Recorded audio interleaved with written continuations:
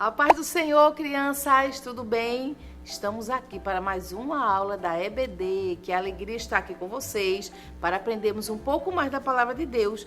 E eu sou a tia Janete, vocês já me conhecem, e eu sou professora da classe de primários. E a classe de primários é a faixa etária de 7 e 8 anos.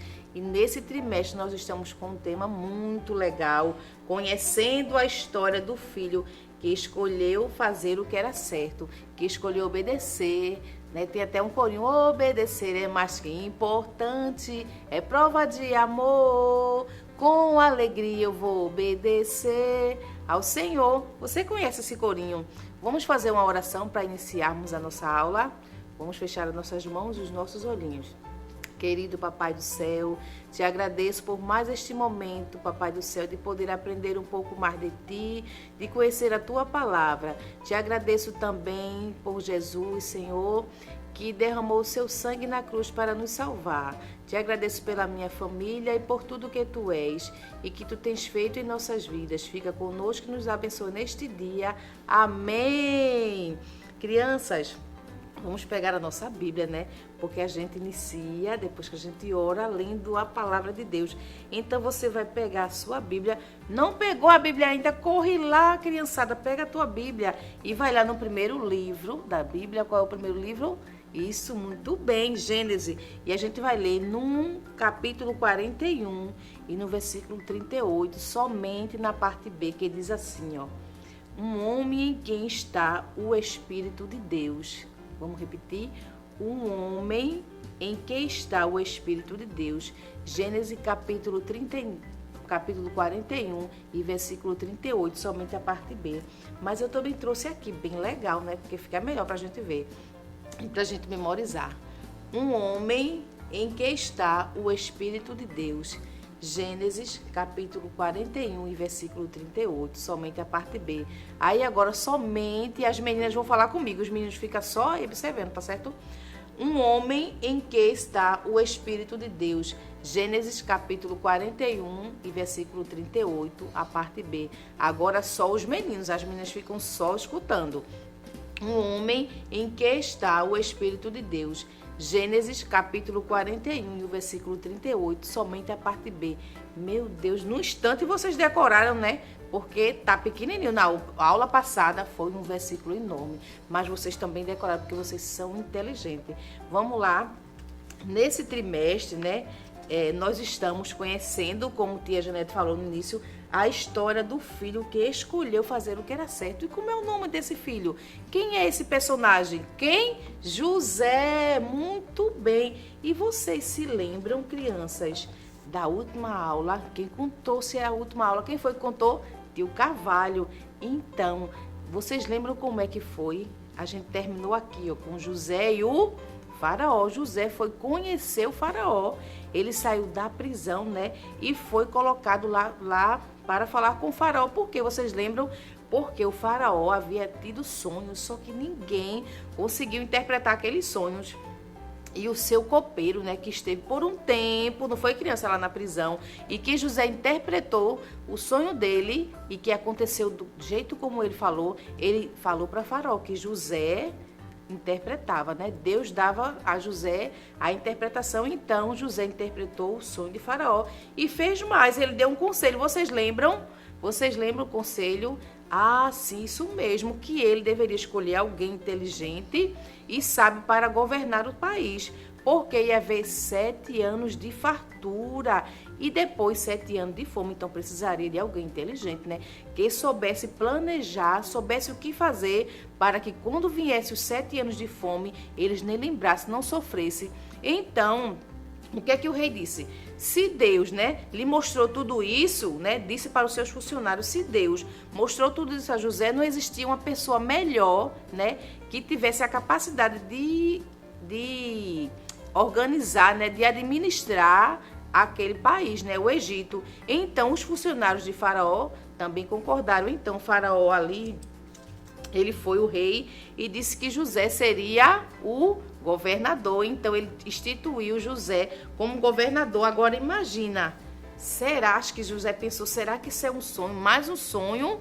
Será que era verdade? Com certeza José sabia, né, os planos que Deus tinha planos na sua vida, que Deus estava no controle de tudo, independente da situação, porque a gente já viu algumas situações difíceis que José passou, mas a gente viu também que a Bíblia diz que Deus estava com ele e o abençoava em tudo que ele fazia. Então, sabe o que Faraó fez? Faraó pegou, ó, o anel do seu dedo, tá? E colocou num dedo de José. Então Faraó também, né, mandou colocar uma roupa de linho fino em José. E José ia ser a autoridade mais importante do Egito depois de Faraó. Então todos tinham que obedecer a José. Depois de Faraó não existia homem mais importante, com maior autoridade do que José. E ali ele instituiu José como governador do Egito. Imagina, crianças, que maravilha. José saiu da prisão e agora era governador do Egito. E além do mais, olha o que Faraó fez. Faraó mandou que ele fosse num carro, ó, de autoridade, de grande autoridade, da autoridade maior depois dele. Então José foi lá no carro e os homens foram na frente e abram um caminho, abram um caminho. Lá vinha José, o novo governador do Egito. Então, depois que José saiu da presença de Faraó, então ele aí começou, ó, a organizar tudo, começou a planejar muito, eram muitos cereais, né? A terra deu muitos alimentos, então José começou a planejar, começou a armazenar nas cidades e administrava tudo que era feito naquela cidade lá no Egito, era José quem governava. Mas aí, como José falou, antes de vir, né, os 7 anos de fome, José se casou. José se casou com Asenate e José teve 2 filhos, chamados Efraim e Manassés. Foram os 2 filhos de José.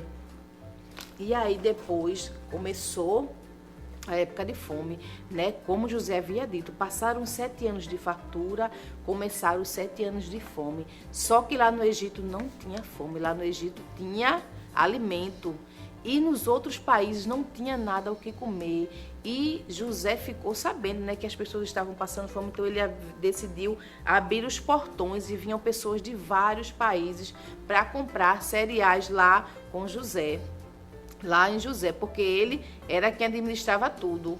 Então, pessoas de vários países vieram, porque o único lugar que havia alimentação, que havia fartura, era lá no Egito.